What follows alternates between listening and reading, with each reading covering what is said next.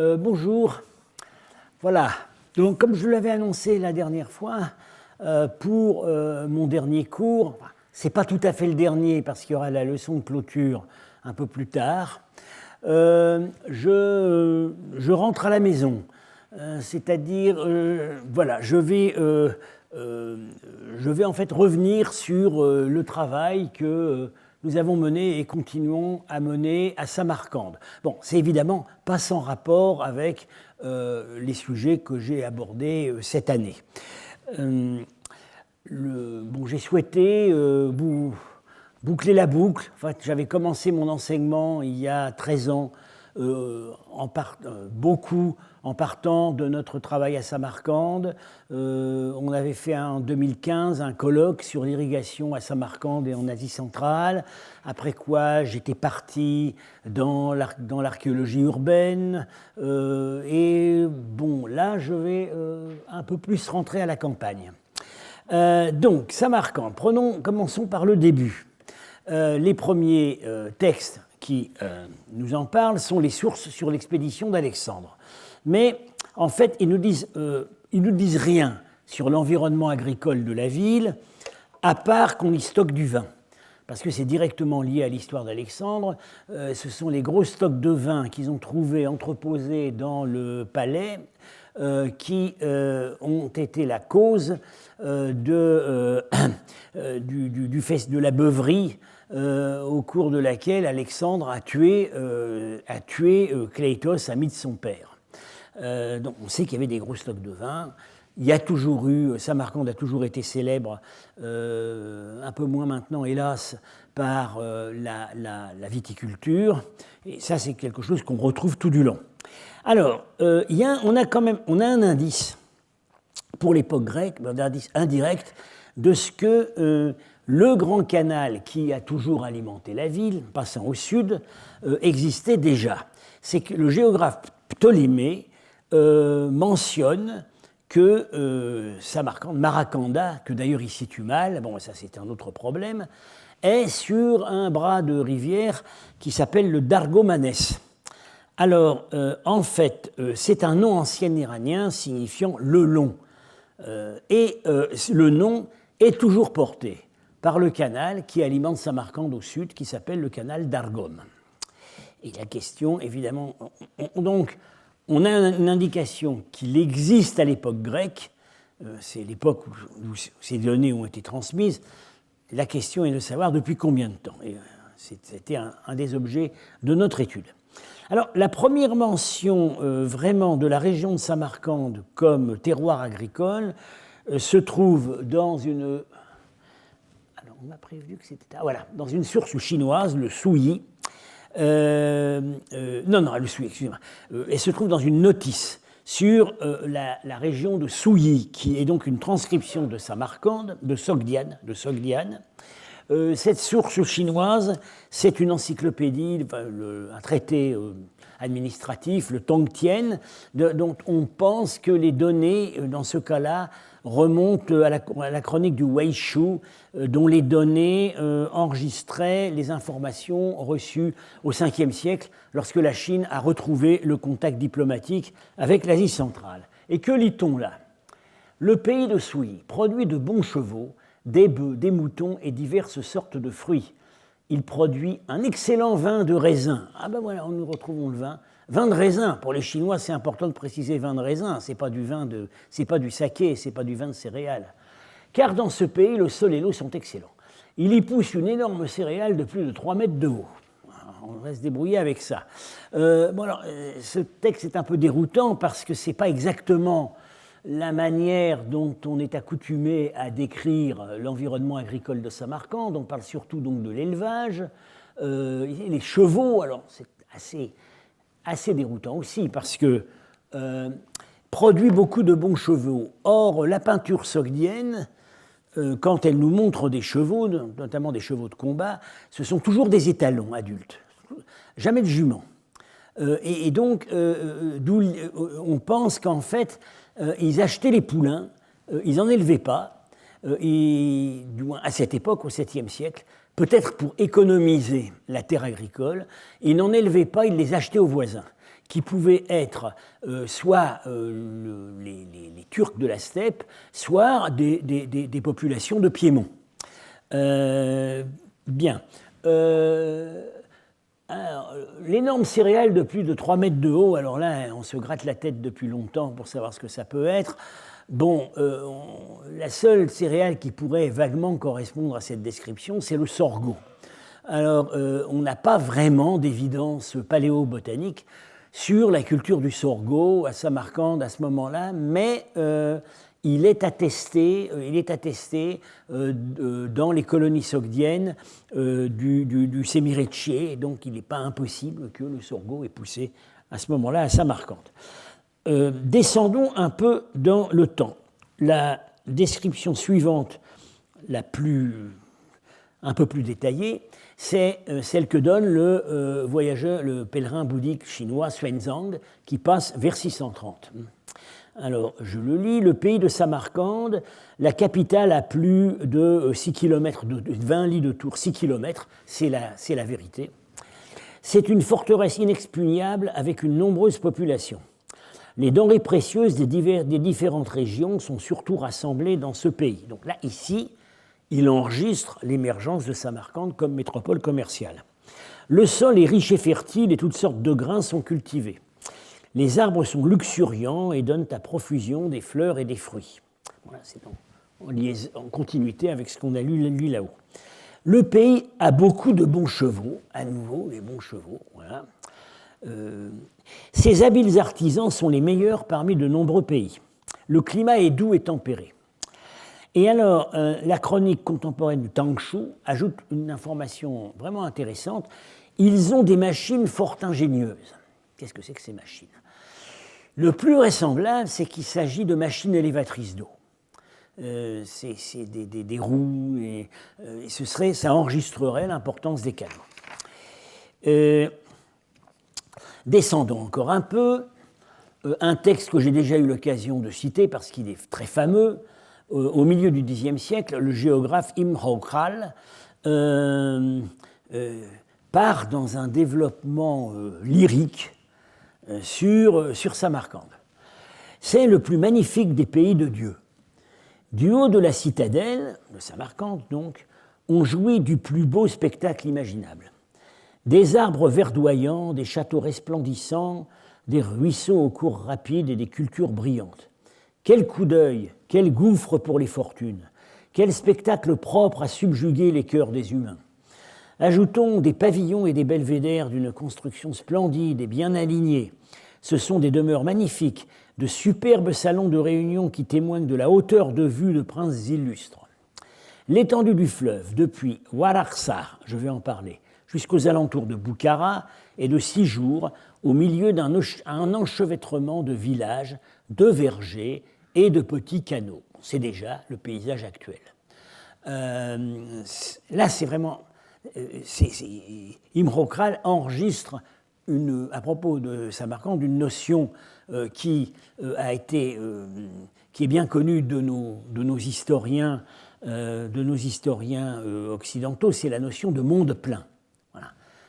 On voit qu'ici, ce qu'il décrit, un endroit où toutes les parcelles sont mises en culture, donc tout le potentiel agricole possible a été mis en valeur, c'est un monde plein.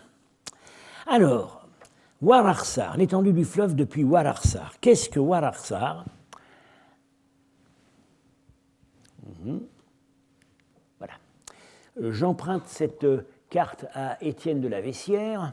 Voilà, Samarcande est donc ici. Voilà, elle est ici. Waraxar est là. C'est à la frontière exacte du Tadjikistan. C'est le barrage d'où, encore aujourd'hui, divergent les canaux qui alimentent la rive sud et la rive nord. Étymologiquement, le mot signifie la tête de la répartition. Donc, la rivière du Zérafchan, qui est par sa longueur le 3e plus long fleuve d'Asie centrale, après la Moudaria et le Sirdaria, prend sa source dans la zone pré-pamirienne et s'écoule dans sa vallée. Et finalement, il n'atteint pas la Moudaria, il se perd dans les sables au sud-ouest de l'oasis de Boukhara. Cette carte d'Étienne de la Vessière montre l'ensemble des zones irriguées, disons au moment, en gros, de la conquête islamique, pour les 4 oasis sogdiennes. Enfin, il y en a une qui n'est pas sur la carte, c'est Tchatch, l'oasis de Tachkent, qui se trouve hors champ ici. Les 4 grandes oasis, c'est Samarcande, Boukhara et Kesh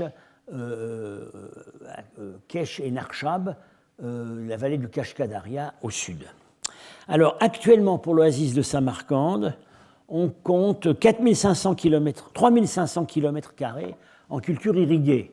Voilà, Vararsar, ça part ici, et voilà la culture irriguée, donc les branches du canal et une branche qui continue par là, et on va voir que ça a déjà quelque peu existé auparavant.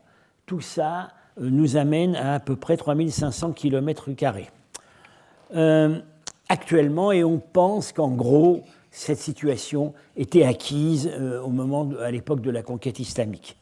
Pour la population, villes et campagnes ajoutées, des estimations proposées par Étienne de la Vessière vont à partir de divers critères que je ne détaillerai pas, ça nous indiquerait entre 1,3 et 2 millions au moment de la conquête islamique, en combinant Samarcande et Boukhara. Donc on voit quand même que c'est énorme. C'est énorme. Et en fait, la disproportion démographique par rapport à la Chine du Nord n'était pas si forte que cela. Et c'est un chiffre à prendre en compte si on veut comprendre l'importance sociale et économique qu'ont eu les immigrés des oasis sogdiennes dans la Chine des Tang. Alors, comment est-on arrivé à une telle densité ? Alors, en l'absence de descriptions textuelles, oui, on a des descriptions de ces canaux dans Imre Kral, même détaillées, il indique les différentes branches, par où elles passent, mais ça c'est du Xe siècle, et auparavant, on n'a pas de description. Donc l'histoire la plus ancienne de ce réseau ne peut se baser que sur la documentation archéologique. Alors, les archéologues soviétiques, dès le moment où ils se sont intéressés à la région, à partir des années 30, ils se sont tout de suite intéressés à aller voir dans la campagne quelles étaient les technologies d'alimentation en eau, et ils ont proposé des modèles pour l'émergence de Samarcande, des modèles avec des conclusions d'ailleurs qui divergeaient entre eux. Alors, récemment, on a affaire à 3 approches avec des méthodologies différentes, mais des conclusions en gros convergentes, mais pas complètement. Il s'agit des 3 missions qui ont travaillé d'ailleurs en contact étroit, en échangeant beaucoup d'informations. Alors voilà, donc le rouge indique les parcelles mises en eau. Alors, vous voyez, Samarcande, là c'est Chopanata, oui, donc, une colline qui n'est pas habitée parce qu'elle ne peut pas être alimentée en eau, et plus bas, le site historique, le plateau de Samarcande, Afrasiyab, qui lui peut être alimenté en eau. C'est le cœur de la question, alimenté depuis Valarsar. La ville actuelle est plus au sud, vous voyez, la densité agricole. Et cette photo nous montre l'une des branches dérivées du Grand Canal qui finit par aboutir juste à l'est du plateau d'Afrasiyab qui est ici.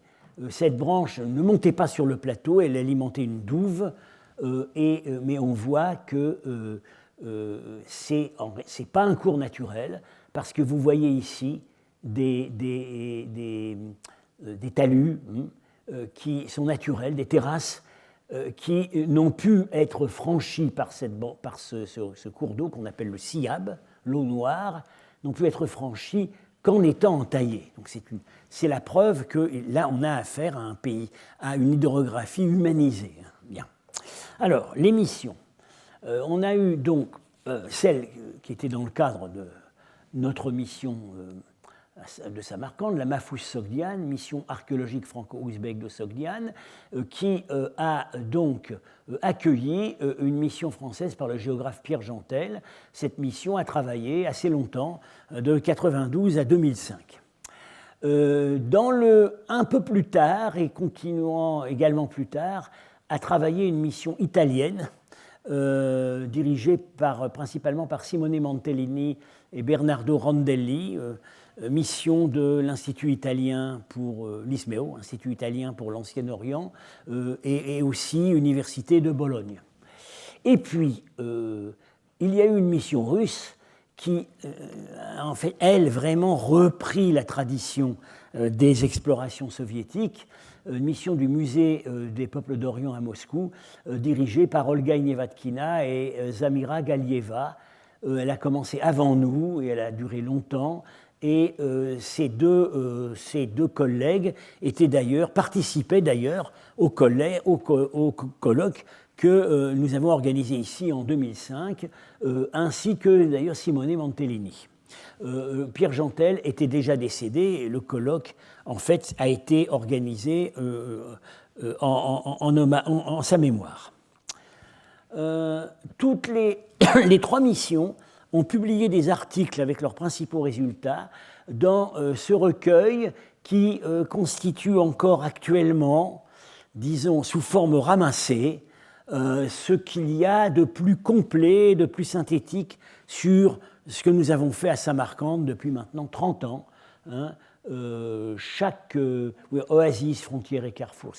Chaque mission, nous avons tenu, ce volume a été dirigé par Claude Rapin, nous avons tenu à ce que chaque mission présente ses conclusions qui pouvaient être divergentes les uns avec les autres. Alors, je vais successivement présenter les résultats de chacune des missions. Je commence par Pierre Jantel, qui nous a quittés en 2010, que j'avais connu en Afghanistan il y a très longtemps, puisque participait avec Jean-Claude Gardin et Bertil Lyonnais à la prospection de la Bactriane orientale, qui a été une mission très pionnière sur la méthodologie d'étude des anciens canaux. Et il est donc prévu nous travaillons activement sur la publication du texte et de la documentation qui nous avait laissé, qu'on a mis au point, Samarcande et l'eau, voilà, et en fait nous pensons publier ce travail avec les communications du colloque que nous avions organisé en 2015 en son hommage. Alors, Pierre Jantel était un représentant de l'école géographique française. C'est une chose très précise, mais une école qui avait ses méthodes, qu'on peut dire aujourd'hui vieillies, mais en réalité, c'était redoutablement efficace. Il avait une approche qu'on va dire traditionnelle et qu'il assumait complètement. Il travaillait sur les sources historiques, les cartes récentes et anciennes, des photos aériennes, un peu les vues satellites, mais dans une moindre mesure, et surtout de longues prospections au sol, une prise en compte des données des fouilles, les prospections au sol permettant d'étudier à la fois la morphologie des sites telle qu'elle se voit aujourd'hui et de ramasser de la céramique qui permet de dater approximativement les périodes d'occupation de ces sites. C'est la méthode qu'a utilisée la mission Gardin-Jantel en Bactriane orientale. Alors, ce qu'il ne faisait pas, et il l'assumait, il ne faisait pas de télédétection. Le remote sensing, qui donne aujourd'hui des résultats vraiment spectaculaires. Ça commençait à apparaître à cette époque. Lui, ça ne l'intéressait pas. Il ne faisait pas de télédétection, il ne faisait pas de SIG, système d'information géographique. Je crois qu'il n'aimait vraiment pas ça. Et puis, très peu les analyses physico-chimiques. Oui, quand même, il en utilisait certains résultats parce que les Italiens qui travaillaient en même temps que nous ont fourni des résultats d'analyse physico-chimique que, bien entendu, il a pris en compte. Alors, il n'a pas plus qu'aucune des missions, il n'a eu le temps, ni l'intérêt d'ailleurs vraiment, de s'occuper de la rive nord du Zérafshan avec ce système. L'idée qui a été assez largement partagée, c'est que, en fait, ce que nous apprenait la rive sud sur l'histoire de l'irrigation, on pouvait le projeter sur la rive nord, tout simplement parce que l'eau était dérivée du même point et que donc on pouvait accepter l'idée qu'il s'agissait d'un système cohérent qui s'était déployé des deux côtés. Il n'a pas non plus cherché à faire une étude générale du peuplement dans la zone, contrairement à ce qu'avait fait la prospection bactrienne. Son travail, et d'ailleurs c'est pour cette raison qu'on l'avait invité sur la fouille, son travail a visé à répondre à une question ancienne, dont évidemment la réponse détermine toute l'étude régionale. Quand et par quel processus Samarcande a-t-elle été alimentée en eau ? Je vais là raconter une petite anecdote. C'était les toutes premières années où on était sur la fouille. Et oui, alors voilà. Il y avait. Nous recueillions auprès de l'équipe de fouille locale une sorte de culture orale. Toute mission archéologique a une culture orale. De travaux qui avaient été faits sur l'alimentation en eau de Samarcande. Alors, il y avait toutes sortes de légendes qui circulaient.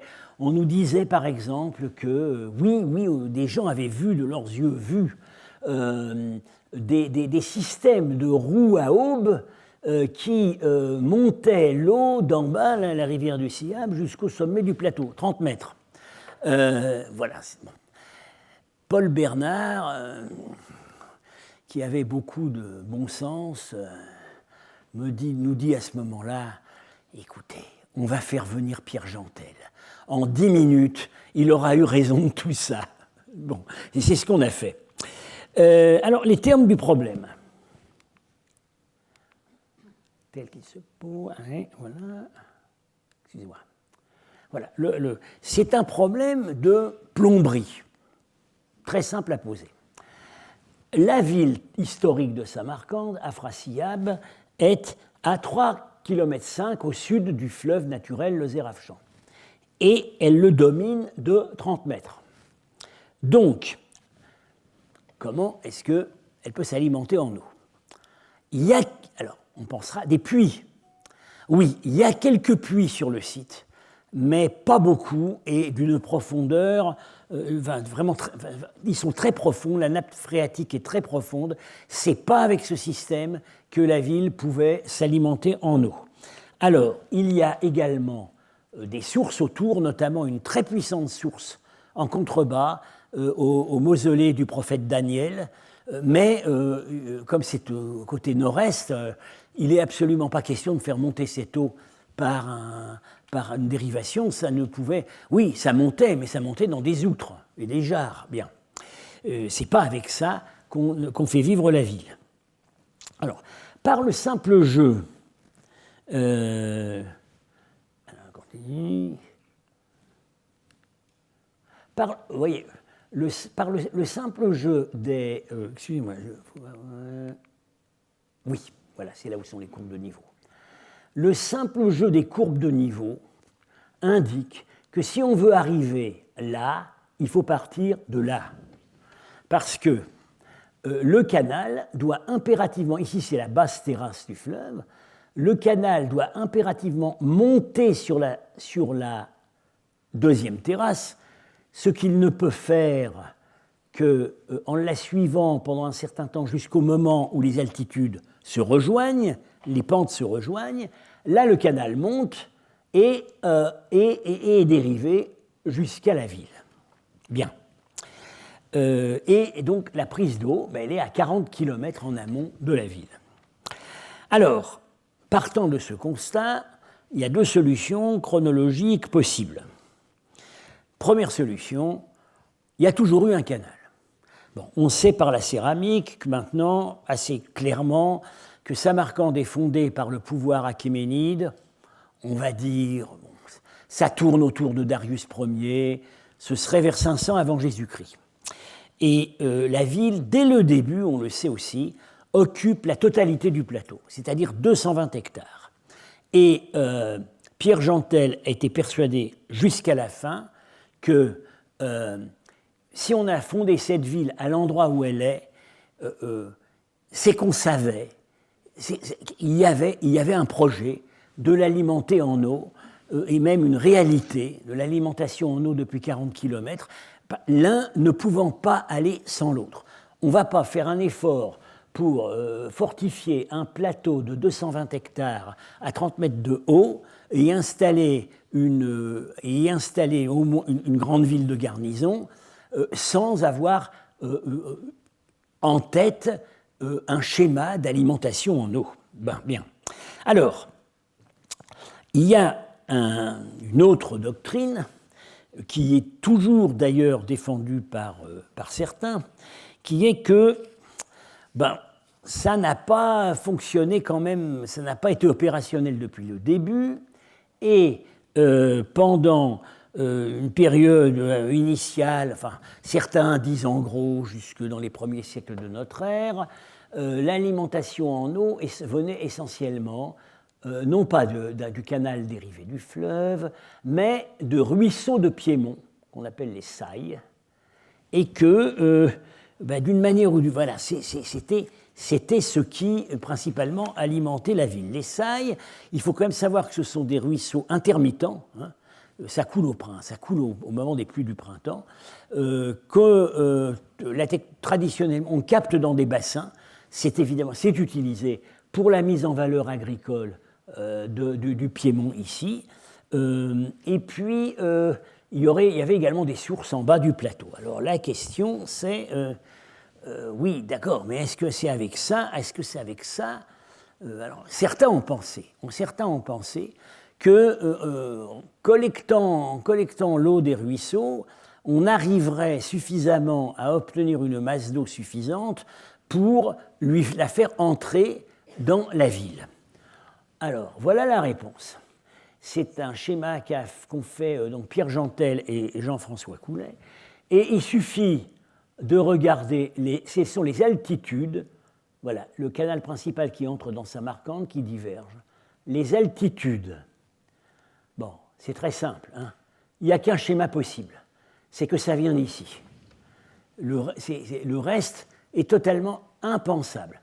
On passe, voilà, l'altitude peu à peu diminue, on entre dans la ville à 710 mètres, on aboutit à une altitude très peu inférieure dans la partie nord de la ville, 703 mètres. Alors, on s'était beaucoup excité sur les sources abondantes de Navadan qui sont ici, et bon, qui ont effectivement eu un rôle historique à partir de la ville de Tamerlan, parce que ce sont ces sources qui ont alimenté la citadelle de Tamerlan et les bains d'Ulugh-Beg, etc. Oui, très bien, mais la source de Navadan, simplement en termes d'altimétrie, n'a jamais pu alimenter autre chose que la douve au bas du rempart. Comme le ruisseau du Siab que j'ai montré tout à l'heure, ça ne pouvait pas monter, ce n'était pas possible. Alors, l'alimentation, les ruisseaux de Piémont ont pu être parfois un appoint, un complément. Effectivement, ça pouvait gonfler le canal. Mais d'une manière qui était à la fois intermittente et insuffisante.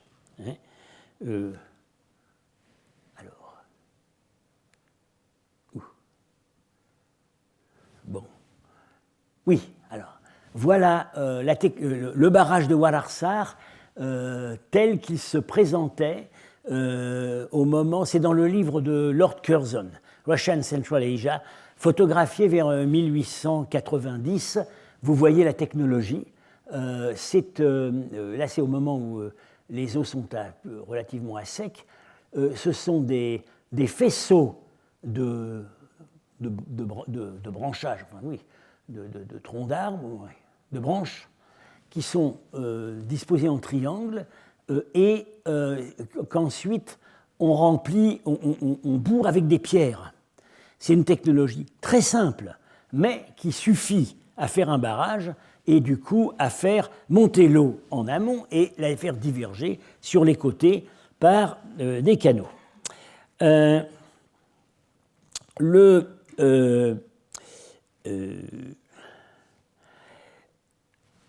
fait que alors, la mémoire de la ville, la mémoire légendaire de la ville, avait conservé cette notion d'un lien organique et direct entre la construction de la ville et la construction du Grand Canal. Car que nous raconte la chronique locale, qui a été mise par écrit à partir du XIe siècle? On nous dit ceci. Comment est-ce qu'on a fondé Samarcande? Un jour, une panthère est sortie de la forêt, de la jungle de Waraxar, c'est-à-dire la zone à 40 km, la zone du début du canal. La panthère est sortie, une panthère est sortie, on l'a suivie, elle s'est arrêtée sur le plateau. Et donc, la panthère a indiqué par où il fallait faire passer l'eau. C'est une légende, ça rappelle tout à fait la légende des origines de Rome. La louve qui va s'arrêter sur le site pour montrer où il faut le fonder. Ce n'est pas indifférent que l'animal ici soit une panthère, parce que la panthère comme les grands fauves, est liée au mythe sur l'adduction d'eau. La grande déesse Nana, grande déesse de la fertilité en Sogdiane, est toujours associée à un lion. Donc il y a une mémoire historique du lien entre le canal et la ville. Alors, vous me direz, ils n'avaient pas... Bon, très bien, ils ont pu calculer, ils savaient que avec une pente légère donnée au canal, on arrivait à amener l'eau de 40 km en amont. Mais comment est-ce qu'ils mesuraient les altitudes? Ils n'avaient pas d'altimètre, ils n'avaient pas des théodolites. Alors, on sait qu'il existait des procédés empiriques de calcul qui permettaient de calculer où l'eau pouvait passer avec une pente légère. Il y avait deux sortes de procédés que nous avons vus encore en usage en Afghanistan. Un procédé, c'est tout simplement de tracer une rigole. On trace une succession de petites rigoles et on voit si l'eau coule. Si elle ne coule pas, c'est que la pente est trop forte. Si elle coule trop vite, si elle ne coule pas, c'est que la pente n'est pas suffisante. Si ça coule trop vite, c'est qu'elle est excessive. On trouve, grâce aux petites rigoles, le bon point d'équilibre. Un autre procédé qu'on a vu en Afghanistan, ça paraît incroyable à raconter, mais ça a été vérifié, quand on fait passer un canal sur une pente raide, pour déterminer à quel endroit exactement de la pente on doit le creuser. On rassemble un nombre assez important de gens, et quelqu'un se met sur la pente, plusieurs personnes se mettent sur la pente, et tenant un repère quelconque, et les gens sont assemblés dans la plaine en contrebas devant. Et le témoignage convergent de 20 paires d'yeux permet d'éviter le risque d'erreur. Au moment où ils sont tous d'accord sur l'endroit où on doit déposer le repère, c'est qu'on a le bon repère. Ils arrivent à déterminer l'horizontalité. Alors une personne seule ne pourra pas, mais la convergence de nombreux témoignages le permettra. Donc il y avait des procédés empiriques qui permettaient de mesurer l'horizontalité. Alors bien sûr, pour le débit, c'est très connu, c'est le procédé de la clepsydre, clepsydre très primitive. C'est un pot avec un petit trou, Ça permet de déterminer un certain temps d'écoulement. Voilà. Quand le pot est rempli et qu'il tombe, c'est que la quantité d'eau que doit toucher le fermier qui est au bout du petit canal est épuisée, ou alors on compte par unité. Bon, disons, ça met un quart d'heure à se remplir, ben, on sait exactement la durée horaire de l'écoulement de l'eau, et quand on estime que le fermier au bout du ruisseau est suffisamment servi, on passe au suivant. Voilà. Alors, à l'intérieur de la ville, voilà. Voilà une photo aérienne. Celle-là, Jantel l'utilisait. Voilà l'emplacement, l'endroit. Évidemment, le canal d'amener d'eau, il n'existe plus puisque le site historique de Samarcande, Afrasiyab, le plateau, a été abandonné à partir de la conquête de Gengis Khan. Mais on voit très bien, vous voyez, les anciens, on voit que le canal, il y avait une entrée unique, autour il y avait des douves, et cette entrée, ici à l'entrée unique, le canal se divisait en trois. Ici, c'est occupé actuellement, emprunté par une route, le canal central qui existe encore très bien, le canal à l'est, et ici ce sont des lignes de remparts intérieures, et on voit très bien le canal qui passe là. Et ici, c'est la citadelle, ici, c'est la mosquée, et au pied de ces monuments, on a trouvé les arrivées. Ça avait été déjà très bien compris lors du premier travail topographique fait par les Russes en 1885, très peu après la conquête.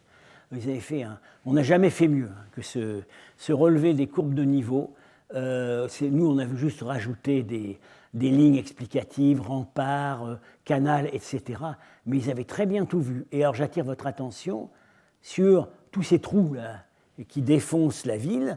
Ce sont des zones d'effondrement du Leuze du plateau qui créent des dépressions, lesquelles se rapprochent de la nappe phréatique, donc sont assez fertiles, et c'était occupé soit par des jardins, qui sont décrits par les auteurs arabes, soit ça pouvait servir de bassin de stockage à partir de l'eau qui rentrait dans la ville. Alors, tout ça est très bien décrit par Ibn Khawqal. Les eaux pénètrent en ville par un conduit en partie en plomb et surélevé. Et on a construit à cet effet une digue assez haute au-dessus du sol, qui en certains endroits forme une véritable colline de pierre au centre du marché. Je reviens sur la photo. Oui, voilà. Le marché, il est toujours là. Voilà, près de la mosquée Bibi Khanoum. Donc la digue de pierre était ici avec son canal de plomb. Le lit de ce canal est entièrement en plomb. Les environs de la ville sont en contrebas parce qu'on a utilisé la terre pour la construction de la muraille, de sorte qu'un puissant fossé s'est formé. Un aqueduc, oui, on peut appeler ça un aqueduc, bien qu'il n'y ait pas eu d'arche, mais un talus continu. Un aqueduc a donc été nécessaire pour amener l'eau à travers ce fossé, à l'intérieur de la ville. Et il est vraiment bien renseigné. C'est un canal antique antérieur à l'islam. Et il dit même ailleurs qui est chargé de l'entretien du canal. La communauté zoroastrienne, parce que vis-à-vis de l'eau, ils ont plus d'hygiène que les musulmans. Et donc, il y a des interdits rituels très précis dans le zoroastrisme qui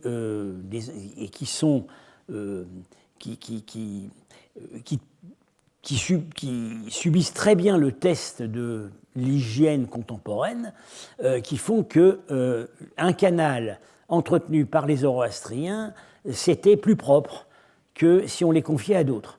Donc, en fonction de ce service, en raison de ce service qu'ils rendaient à la ville, ils ne payaient pas l'impôt, la jizya, l'impôt sur les infidèles. Un jour, On se promenait avec Pierre Jantel, je crois que c'était... oui, voilà, c'est l'endroit où... oui, c'était ici, enfin un endroit où un ruisseau dérivé du canal alimentait ici la douve. Il y avait un pont, un petit pont. Et on voit, c'est écrit sur l'écriteau, Pulea Bimoran, le pont de l'eau des mages. Ça voulait dire quoi? Moran, c'est le terme générique à l'époque musulmane pour désigner les zoroastriens, les mages. Le pont de l'eau des mages. Ça veut dire que ce canal, le nom actuel du pont, enregistrait le souvenir de l'époque où c'étaient les zoroastriens qui maintenaient le système d'adduction d'eau. On était très fiers le jour où on a compris ça. Alors, voilà, donc c'est la seule restitution 3D qui ait jamais été faite de la ville. Nous, on n'a jamais encore vraiment osé parce qu'on n'est pas... Bon, évidemment, maintenant, l'intelligence artificielle va venir au secours de tout ça, mais à l'époque où on travaillait de manière artisanale, on était tout simplement... On pensait qu'on n'avait pas tout à fait les données permettant de faire une restitution 3D. Mais à l'époque soviétique, ils l'ont faite. Dans cet ouvrage grand public, bon, c'est pas très réaliste, enfin, les remparts sont très exagérés, mais enfin, malgré tout, dans l'ensemble, c'est assez fidèle. Vous voyez, les douves alimentées en eau et l'alimentation à l'intérieur de la ville qui ne peut se faire qu'à une altitude plus haute, le canal, voilà, le canal de plomb qui rentre dans la ville et se divise.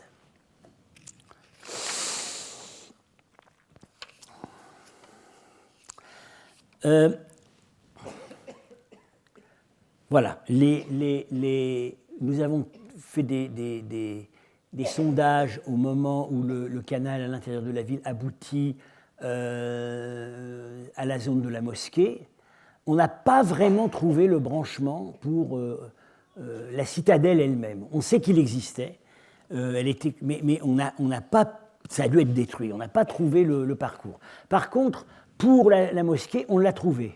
Et voilà, ici, c'est plus en plomb, ce sont des tuyaux en terre cuite. Et voilà ici l'arrivée donc à la mosquée et à la citadelle. Et ici, il est écrit « Brèche de Gengis Khan ». Alors, ça mérite un petit commentaire. Quand Gengis Khan a pris la ville, en 1220, les derniers défenseurs se sont réfugiés dans la citadelle, qui était là et un peu à l'est, et qui était alimentée en eau, bien que nous n'ayons pas trouvé le branchement. Et il s'est dit dans la chronique de Jowaini, pour les obliger à se rendre, il a coupé le canal. Alors, la brèche se voit toujours. Et vous me direz, bah oui, mais non, il y a une route qui passe, donc c'est la route qui a fait la brèche. Non, parce qu'elle figure sur les plans antérieurs à la route. La route a pris la brèche, ce n'est pas la brèche qui a été créée par la route. Donc c'est là où Gengis Khan a coupé l'adduction d'eau. Le creusement, alors on a pu établir le creusement du canal. J'ai parlé tout à l'heure des sailles, les ruisseaux de Piémont, qui n'ont jamais suffi en fait à alimenter à eux seuls le canal, mais malgré tout c'était un appoint. Et voilà une photo très démonstrative. Vous avez le grand canal d'Argom, qui vient donc de 40 km, et voilà un de ces ruisseaux de Piémont au moment où il est en eau, qui rentre dedans. Et vous voyez, l'eau n'a pas la même couleur. Ici, ce sont des alluvions qui contiennent des boues ferrugineuses, ça vient du Piémont, ce n'est pas la même couleur que ce qui coule du Grand Canal.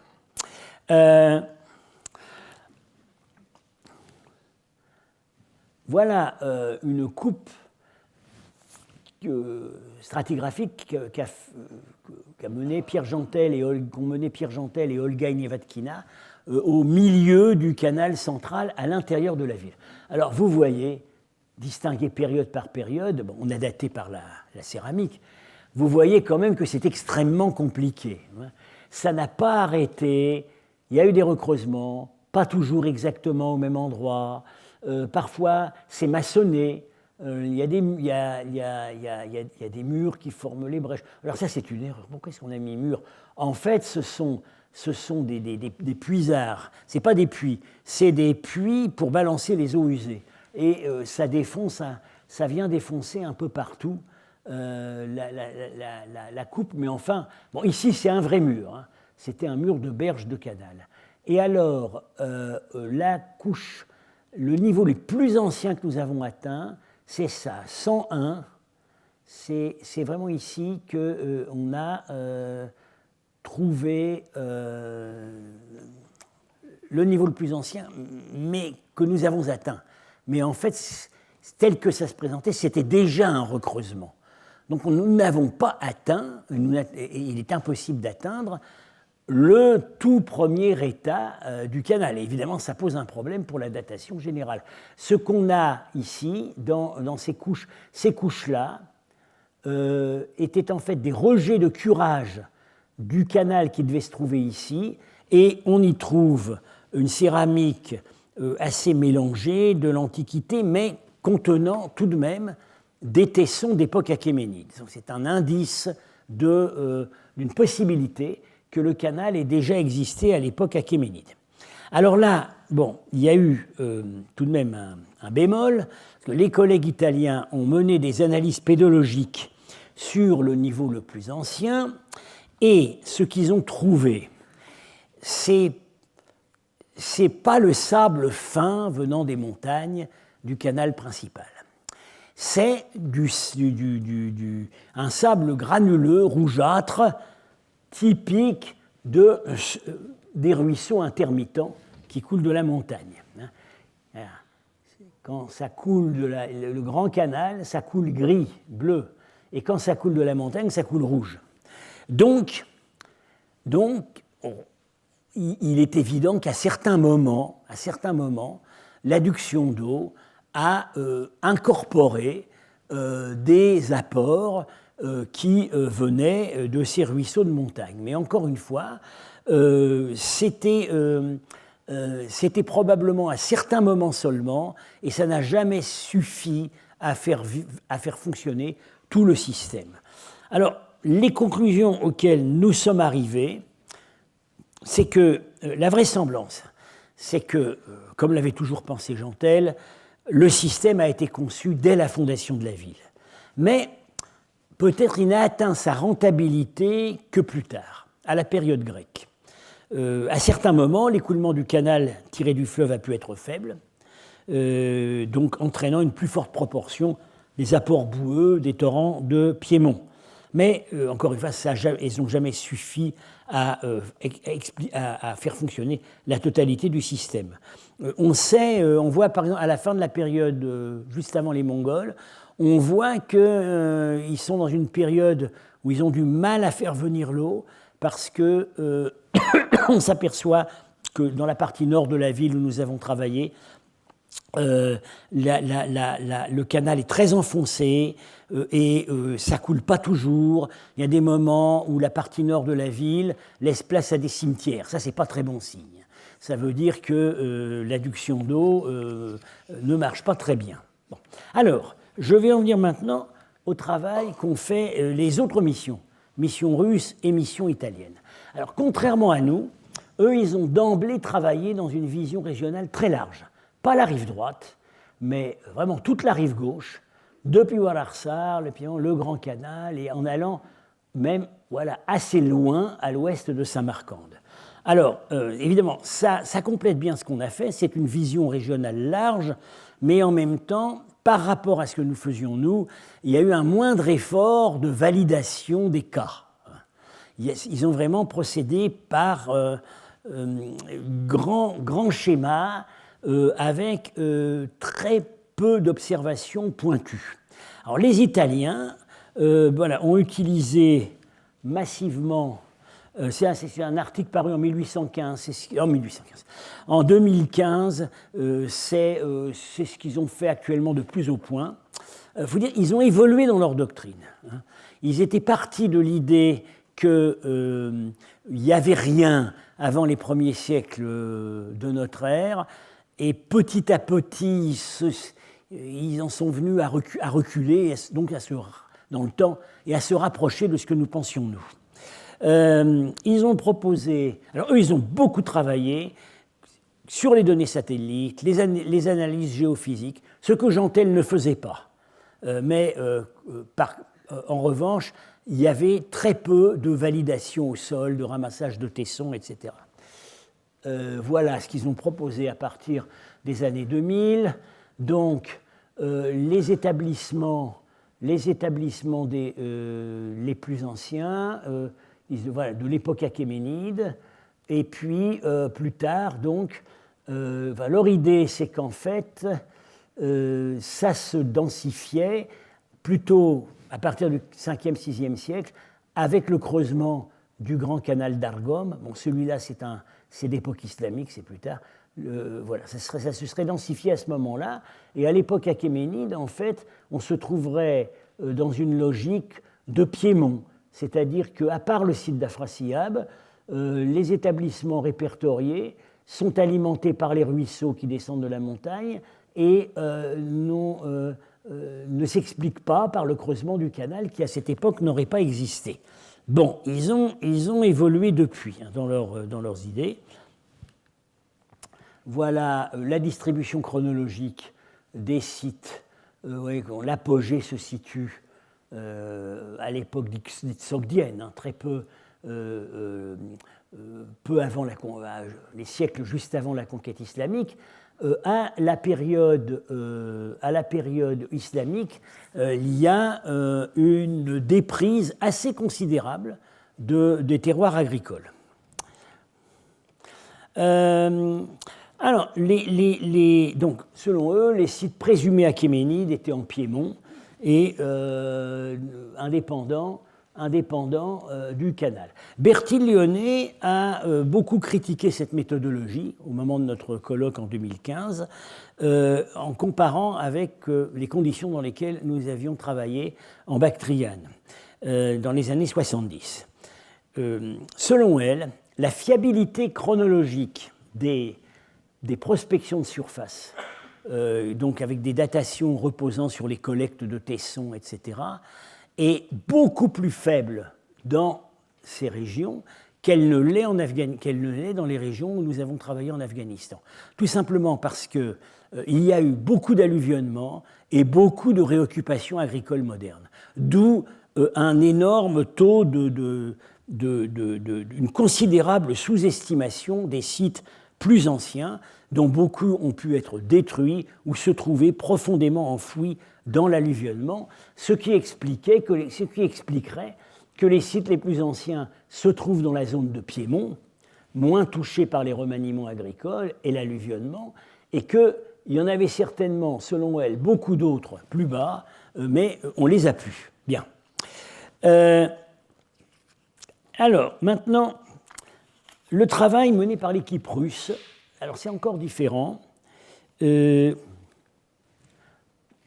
Eux, ils ont travaillé dans la zone au sud-ouest de Samarcande, ici. Les Italiens avaient travaillé ici, dans la zone au sud-est, et eux, ils ont travaillé dans la zone au sud-ouest. Alors, eux, ils sont arrivés à des conclusions qui, en fait, rejoignent les nôtres, sur l'ancienneté du système.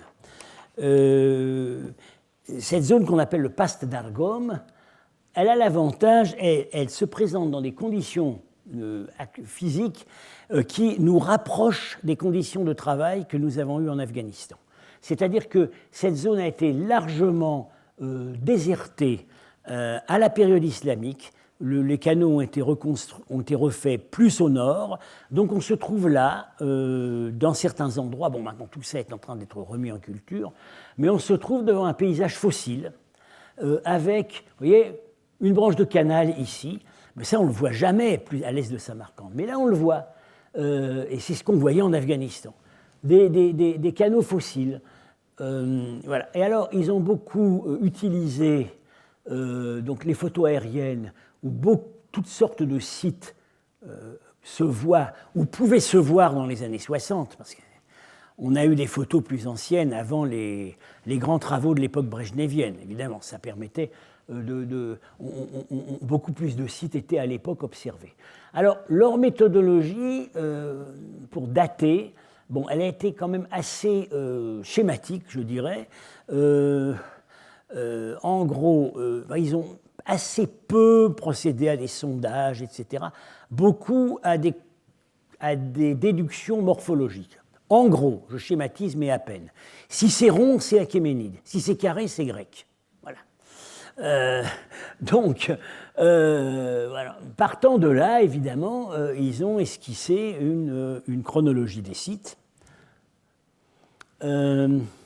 Donc, ce qu'ils ont montré, en tout cas, qui est, même si les datations absolues sont un peu problématiques, ils ont montré que dans cette zone, voilà le canal d'Argom, il y avait des canaux dérivés, hein, un ancien qui s'appelle Oldinside, ça veut dire le ruisseau d'or, et puis un plus récent, qui est en fait médiéval, et Eskiangor, et et l'idée était probablement d'arriver très très loin au sud-ouest, jusqu'à l'oasis de Kesh, ce qui finalement s'est fait à l'époque soviétique. Ce canal soviétique, le canal Angor actuel, pourrait être en fait l'accomplissement d'un projet qui existait par exemple à l'époque timouride et qui n'aurait pas été mené à bien. Donc, dans cette méthodologie, on constate que les sites supposés achéménides, c'est-à-dire les sites ronds, un là, alors, il y en a 4. Hein. Je les avais pourtant vus avant, un là. Ces sites sont très peu nombreux et la plupart, enfin 2 d'entre eux, sont en fait plus au sud que les canaux, c'est-à-dire qu'ils n'auraient pas été alimentés par ce système de canaux. À l'époque hellénistique, ça change. Enfin, à l'époque qu'ils considèrent hellénistique, les forteresses qui étaient rondes deviennent carrées. Les Grecs avaient l'esprit géométrique. À l'époque hellénistique, on voit beaucoup plus de sites qui apparaissent. Et là, c'est dans toute la zone. C'est-à-dire qu'à cette époque, on peut assez raisonnablement supposer que ce système de canaux dérivés existe déjà. Bien. C'est assez convaincant, ça rejoint assez ce que nous avions pensé. Il y a quand même un bémol qui me gêne un peu, c'est qu'entre-temps, on a publié la carte des monnaies ramassées sur les sites. Enfin, c'est notre collègue Anvar Atakhodjaïev qui a réussi à capter la collaboration de prospecteurs autoproclamés qui se promènent avec des détecteurs de métaux. Vous savez, c'est le fléau actuel des sites archéologiques en France. Et il a pu, comme cela, déterminer la provenance. Et alors, il s'agit des monnaies de l'époque grecque ou un peu après. Et ce qui me gêne un peu quand même, c'est que la plupart des points de collecte se situent au sud de ces canaux, c'est-à-dire en zone plutôt de Piémont. Bien. Disons, voilà, on arriverait, pour conclure, on arriverait en fait à peu près à la même conclusion prudente qu'avec l'adduction d'eau en ville. Le système a sans doute été conçu dès la fondation de la ville, vers moins 500, mais il n'aurait atteint sa rentabilité qu'à l'époque des Grecs ou un peu après eux. Il faut savoir qu'ici, les Grecs s'arrêtent tôt. La domination grecque, à en juger par les monnaies, elle est terminée vers 240 avant Jésus-Christ. Malgré tout, bon, il n'en reste pas moins, et j'en reviens à mon point de départ, les Grecs ont connu le nom du Grand Canal, ils ont connu le nom du Grand Canal. S'ils ont connu le nom du Grand Canal, c'est qu'ils ont connu sa réalité et qu'ils ont transmis à la science géographique antique son nom authentique d'Argomanes, qui existe encore aujourd'hui. Et voilà, j'en ai terminé sur ces incertitudes. Ce n'est pas les seules que nous avons, ce n'est pas les seules incertitudes que vous avez eu l'occasion d'entendre pendant mes 13 années d'enseignement. Je termine sur celle-là. Alors, ceci est mon dernier cours. Je ne disparais pas pour autant totalement, c'est-à-dire que ma leçon de clôture aura lieu plus tard, peut-être en octobre, enfin vous serez informés par le site. Les leçons de clôture, elles peuvent avoir lieu juste à la fin de l'enseignement. Dans mon cas, j'ai préféré laisser un petit battement, donc ça aura lieu plutôt à l'automne. Par ailleurs, le mois prochain, en mai, j'ai donc invité notre collègue de Los Angeles, le professeur Touraj Daryaei, qui va nous faire 4 conférences en anglais sur la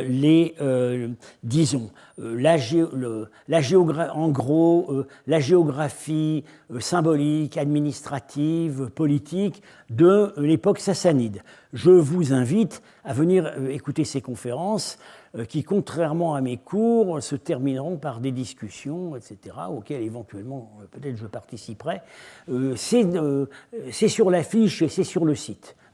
Et ensuite, dans la même période, au mois de mai, je mène, en collaboration avec le professeur Daryaei, je mène un séminaire de 4 séances sur le culte de Mithra, Mithra entre l'Iran et l'Empire romain.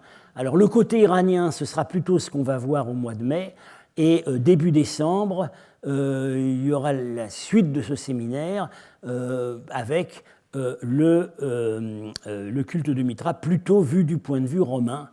L'espoir étant qu'à la fin, on arrive à une vision relativement unitaire, mais on n'en prend pas le chemin, puisque le dialogue actuellement est très limité entre spécialistes du mithraïsme iranien et du mithraïsme romain. Mais enfin, ça vaudra la peine d'essayer. Voilà, je vous remercie.